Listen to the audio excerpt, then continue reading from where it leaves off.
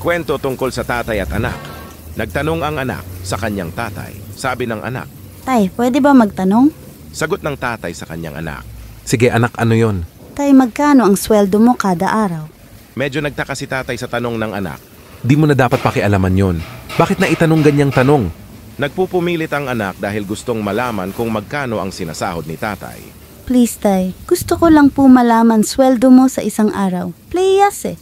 Di nagtagal sumagot si tatay sa kanyang naglalambing niyang anak. Okay, sige. Kung alam mo lang, sumasahod ako ng 500 pesos isang araw. Napayuko ang ulo ang anak at ang sabi. Tay, pwede po ba makahiram ng 200 pesos? Medyo inis na napaisip yung tatay, sabi ni tatay. Kung ang dahilan mo ng pagtatanong kung magkano sahod ko kada araw ay yan, walang kwentang dahilan mo. At para makabili ka ng laruan mo, pumunta ka na lang ng kwarto at matulog. Nagpapakahirap ako magtrabaho araw-araw para lang sa makasariling dahilan na yan. Tahimik na pumasok ng kwarto ang bata at isinara ang pinto. Umupo ang tatay at mas nainis pa habang iniisip ang tanong ng bata. Baka naman kaya nang hihiram ng pera ang anak ko ay may kailangan talaga siyang bilhin na importante dahil madalas hindi siya humihingi sa akin. Pumunta sa kwarto ng bata at binuksan ang pinto.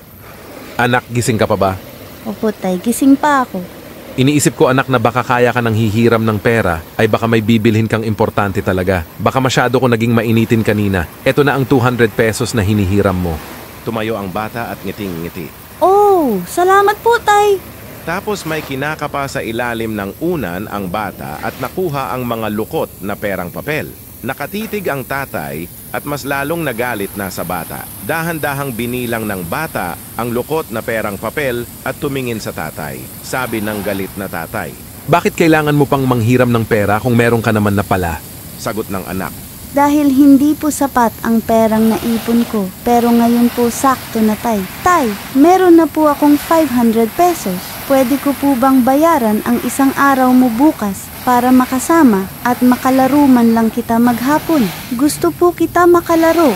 Natulala ng saglit ang tatay, tumulo ang luha pagkatapos niyakap niya ng mahigpit ang bata. Huminging tawad sa lahat, lalo sa kawalan niya ng oras para sa anak. Guys, maikling paalala lang po, baka nga naiibigay mo ang pangangailangan ng pamilya at anak mo.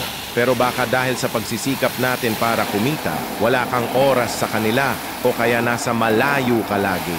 Tandaan mo bilang isang magulang. Hindi material na bagay lang ang kailangan ng mga anak sa buhay nila, kundi ang gabay at presensya mo sa kanila bilang magulang. May oportunidad na para sa iyo para makapiling mo sila. Magkaroon ng oras ganon din ng pera para sa kanila at sa mga pangarap nila. Desisyon mo lang hinihintay. Naghihintay ka pa ba na sabihin yan sa iyo ng anak mo? Nagustuhan mo ba ang kwento ko? Kung yes, mag-follow ka na sa Noe Fact Stories. Maraming salamat.